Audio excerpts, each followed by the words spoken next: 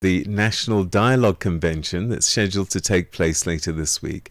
They're citing concerns over rushed planning, loss of citizen leadership, and a lack of transparency in the process. Well, to discuss this further, we now have on the line political analyst Sandile Swana. Sandile, always good to talk to you. Thanks so much indeed for joining us. Oh, thank you so much, Peter. Good morning to your listeners. So what do you make of this statement issued by 7 foundations that they're pulling out of this? I mean, when the Democratic Alliance pulled out, everybody says, oh, it's all very political. But now with the likes of the Thabo Mbeki Foundation also marching out, this is a pretty significant withdrawal. Yeah, I won't put this withdrawal on the same plane as the one of the DA. The DA has a way of confusing issues, so we won't even go there.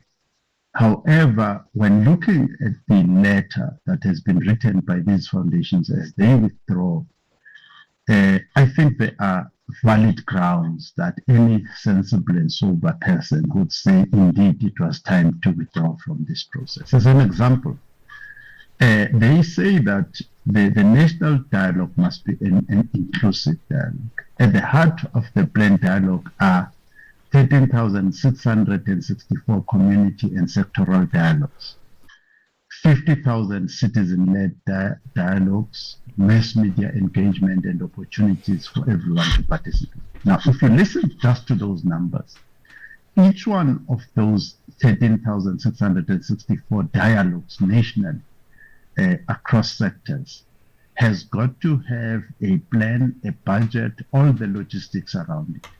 Each one of those 50,000 citizen-led engagement for dialogues has got to have the proper infrastructure, a clear allocated budget, fully funded, and everything in place.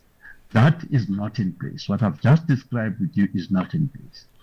What is also not in place with the preparatory task teams is that they are not yet even agreed among all of them, including with the government, what the nature and the purpose of this dialogue must be.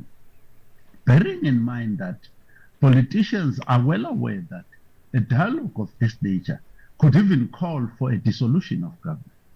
So they would want something that is similar to the public participation processes that they normally hold, to say, yeah, we're building the toll gates, these toll gates that they built in Gauteng, and that there was a public. Those of us who were here never got invited to any public participation, but they say, no, it actually happened. So the government is used to having public participation processes. This is not one of them. And these foundations are saying this must not be like those. The government is used to saying they've created compacts, social compacts under NEDLEC and everywhere else. Those social compacts are not this dialogue. Whatever they've done in the past, so they think they know how to do, is not part of this. And they are trying to railroad this government in power, the GNU and the ANC, are trying to railroad this thing into a tick box exercise. And this letter is very instructive and is detailed and is clear as to what the problems are. Before the foundations pulled out, what did they think the use would be for this? I'm pretty sure that nobody is in the dark in terms of what South Africans want and would like to see.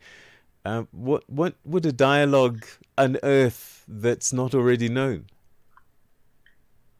The first thing that I would suggest that a dialogue like this would unearth is legitimacy.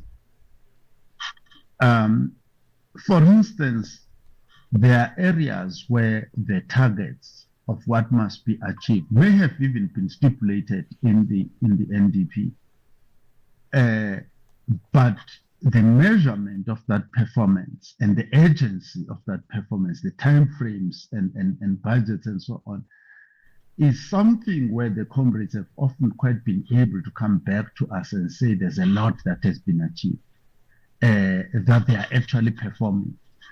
Some of them have even supported very recently the outgoing CEO of Capital who said he has discovered a new way of measuring unemployment. Unemployment is not at the level that the state is reporting. It's at 10%, not at 33%, and so on and so forth. So the comrades have found ways, and even persons such as Khairi Fori, who was supported by Noma Khosa Zanameth and supported by Parkstow, in telling these lies of saying that unemployment is at 10% and they've discovered a new way of doing it. Fortunately, Professor Borat of UCT has debunked that myth altogether, and other economists have done so, the Kubules of this world.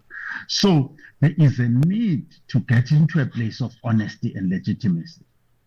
That there has been a dereliction of duty since 2009, and that must now come to an end. All right. Sandile, we're going to have to leave it there.